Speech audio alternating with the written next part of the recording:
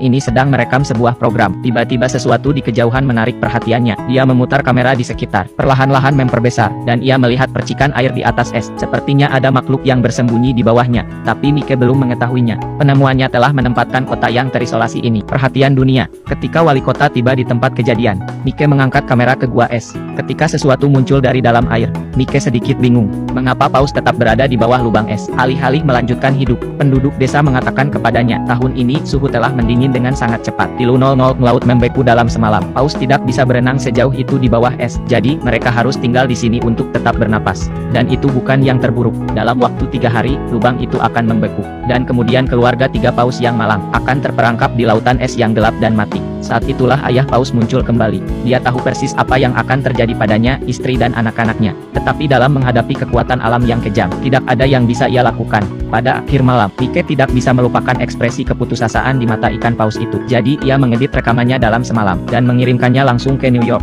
Hari berikutnya, paus itu ada di berita. Kisah ini segera menarik perhatian masyarakat. Tidak lama kemudian, media dikerumuni oleh para jurnalis. Mereka semua ingin menghasilkan uang dari ikan paus. Kamar hotel di kota naik dari genap 0 menjadi 500. Namun, antusiasme mereka tidak surut. Kota perbatasan yang tenang tiba-tiba menjadi hidup. Tetapi sang wali kota tampak sibuk. Paus mungkin telah menjadi berita. Tetapi mereka tidak keluar dari bahaya. Dan tidak semuanya buruk. Penduduk setempat memiliki tradisi membunuh paus. Penduduk desa sudah merencanakan bagian ikan mereka. Wali kota tidak ingin mengambil keuntungan dari ikan. Tetapi penduduk desa harus mencari nafkah. Tidak ada yang bisa dilakukannya. Segera setelah itu, sebuah konferensi pers diadakan di kota. Perwakilan masyarakat adat memperdebatkan kasus mereka, menekankan bahwa perburuan paus adalah cara hidup mereka. Itu masuk akal dan legal. Ana dari masyarakat hewan tidak mau kalah, bahwa kapal pemecah es sedang dalam perjalanan. Paus-paus itu akan segera dikembalikan ke laut. Mereka berselisih paham. Untuk sementara waktu situasi terhenti. Tiba-tiba, semua orang di ruangan itu menoleh ke belakang. Wali kota berjalan ke pesta peluncuran. Apa yang terjadi selanjutnya? Apa yang terjadi selanjutnya di luar dugaan siapapun. Wali kota meyakinkan para delegasi dalam 5 menit. Mereka sepakat dalam keputusan mereka untuk membantu paus keluar dari perangkapnya. Sekarang Ana bingung.